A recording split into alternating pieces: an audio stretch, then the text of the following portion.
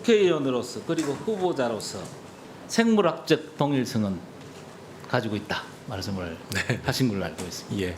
그럼 정신적 동일성은 갖고 계십니까? 네, 나가서 사회학적 동일성도 유지하려고 노력하고 있습니다. 그래서 평소에 온화하시면서 소신과 강단을 갖고 계시는 정신적 동일성 내지는 사회적 동일성을 계속 좀 유지를 해 주십사 하는 부탁 말씀을 드리면서 말씀을 좀 드리겠습니다. 지난 16일부터 극한 호우에 따라서 전국에 4명이 사망이 되고 1명이 실종을 하고 있습니다. 그리고 전국에서 5천여 명이 대피를 하고 중대본은 경보 최상인 심각 단계까지 올려 있습니다. 그런데 그때 7월 17일 어제죠. 저녁에 우리 대통령께서는 뭘 하셨습니까? 대통령께서는 한남동 간제에서 국회의장 김민석 총리와 만찬회동을 하셨습니다. 이 정도 되면 그 당시에 사실은 그렇게 급하지 않는 만찬이라고 보는데 재난 관리에 전력을 다하고 재난 현장이나 아민 위기관리센터 정도 가셔서 이렇게 지휘하셔야 되는 게 아닌가 싶습니다. 어떻게 생각하십니까?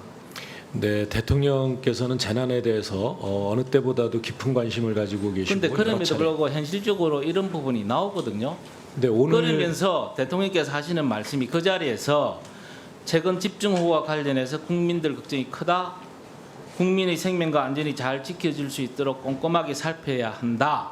이런 식으로 유체이탈식 합법으로 지금 이야기를 하고 계십니다. 네, 그리고 컨트롤 나서- 타워라고 할 수 있는 대통령 총리가 거기 앉아서 만찬을 즐기고 있는데 누가 국민의 안전을 살피겠다는 말입니까? 말로만 걱정을 하시는 것 같아. 일단 하나. 그러면서 더욱더 가관인 것은 그 자리에서 우원식 의장은 저는 대통령과 같은 파다. 무슨 파인 줄 아시냐? 무슨 파라고 하셨겠습니까? 현장파라고 현장 하셨습니다. 당연히 그러면 그 시간에 현장에 나가 계셔야죠. 현장에 나가 계셔야 현장파로서의 진정성을 보이는데 그거 안 나가 전혀 만약에 그렇지 않고 위기관리센터라도 나가셔야 되는데 현장에도 안 가시고 네, 위기관리센터에서 오늘 오전에 위기관리센터에 그래 오늘 오전이죠. 방문하셨습니다. 예. 네. 그래서 다 지난 상황인데 그런 지금도- 부분에 대해서 지금도 지금도 호응을 진행을 계속하고 하고 있습니다. 있습니다만 예, 예. 그래서 이런 부분에 대해서 과연 국민들의 정세에 맞겠느냐? 지난 2020년 지난 정부 때 일을 되돌아보셔야 됩니다. 그때 마침 8월 10일이죠. 폭우 피해에 대통령이 재택이 있다고 해서 자택이 위기관리센터냐라고 하면서 엄청나게 민주당에서 비난을 했습니다. 이거 한번 보셔야 됩니다. 정말로 입장이 달라졌다고 해서 그래서 아까 제가 말씀이 정신적 동일성을 유지하고 계시느냐 이런 말씀을 드린 겁니다. 장관 후보자님 어떻게 생각하십니까? 네, 어제 저녁 이 만찬 회동이 있을 때까지는 이 행안부 장관 직무대행이 중앙 아니 그러니까 이 저는 지금 대통령하고 재대책본부장으로서 총리를 말씀드리는 거지 네네. 후보자님을 말씀드리는 게 아니다. 적어도 그래도 재난 최고의 컨트롤 타워는 대통령 그리고 총리 아닙니까? 그런 분들이 앉아서 많은 비 피해가 있음에도 불구하고 만찬을 즐기고 있다? 그럼 국민들께서 과연 그걸 용납을 하시겠느냐? 이런 이야기입니다. 자 그리고 이제 지방선거 한 10개월, 11개월 정도 남았죠, 그죠?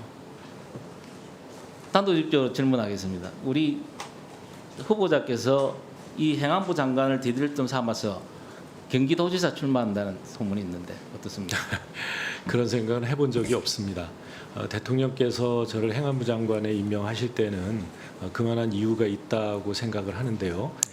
그동안 제가 당의 사무총장 예, 알겠습니다. 시간이 으로서, 없어서 예. 일단 출마 안 하신다. 생각이 없다. 생각해 본 적이 없습니다. 생각해 본 적이 없다. 나중에 또 생각해 본 적이 있을 수 있겠죠. 가만 놔두시겠습니까? 그렇습니다. 그리고 과거에는 사실은 제가 잘 몰라서 그런지는 모르지만 선거 때가 되면 사실은 정치인 장관도 사퇴를 하고 정치적 중립성을 지키기 위해서 정치적 중립을 오해하는 걸 불식시키기 위해서 사실은 사퇴를 했거든요. 그런 적이 있다고 저는 봅니다. 그런데 최근에는 그런 인식이 전혀 없다. 오히려 우리 정치인 장관을 특히 선거 관리를 하는 선거 지원 사무를 총괄을 하고 있는 행안부 장관이도 지금 내정을 해서 인사청문을 하고 있는데 조금 우려스러운 부분이 없지 않아 있다고 국민들께서는 생각을 하십니다. 그런 부분에 대해서 우리 후보자님 한번 소신을 말씀해 주시죠. 네, 잠시 전에 드리려던 말씀입니다만 저는 당내 선거에 있어서도 선거 지원을 하는 사무총장으로 있으면서 엄정 중립을 지키는 알겠습니다. 것으로 엄정 유명- 중립 지키겠다. 그렇게 받아들이면 되는 거죠. 네.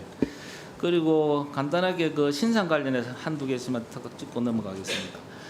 이재명 정부는 지금 인사검증 기준이 없죠. 그죠? 문재인 정부 때는 7대 기준 해가지고 쭉 나왔지 않습니까? 네, 뭐 공표를 한 것은 예. 없지 않을까 싶습니다. 그때 그러면 문재인 정부 7대 인사 기준 검증의 기준에 우리 후보자님은 몇 개가 해당이 될 것입니까? 거기에는 해당되는 것이 없습니다. 음주운전 아닌가요? 음주운전은 저희가 15년 전 3회, 10년 전 아니 그건 2회 공천의 문제고 음주운전은 있지 저희가 않습니까? 공천 기준을 네. 문재인 정부의 인사 기준을 원용해서 갖다 썼습니다. 좋습니다. 그렇게 말씀하시고 그리고 그 부분에 대해서는 이미 사과를 하셨기 때문에 다른 말씀을 안 드리고요. 그 다음에 기초질서 관련해서 다른 거는 전 모르겠습니다. 다른 거는 모르는데 전용차로 위반도 있고 장애인 주차구역 위반도 있습니다. 이건 조금 얌체 짓이거든 사실은요. 얌체 짓이. 그것도 뭐 변명의 여지가 없다고 생각하고요. 네. 제 명의로 돼 있는 차량을 제대로 관리하지 그런데 못한 데 이제 대해서 전용차로 송구스럽게 위반이나 장애인 생각합니다. 주차구역은 우리 후보자님이 직접 운전을 안 하셔도 어느 정도 인식은 하고 계셨을 건데. 뭐 그렇지 않을까 싶은데요. 저는 이번 청문회 준비하면서 처음 알게 됐습니다.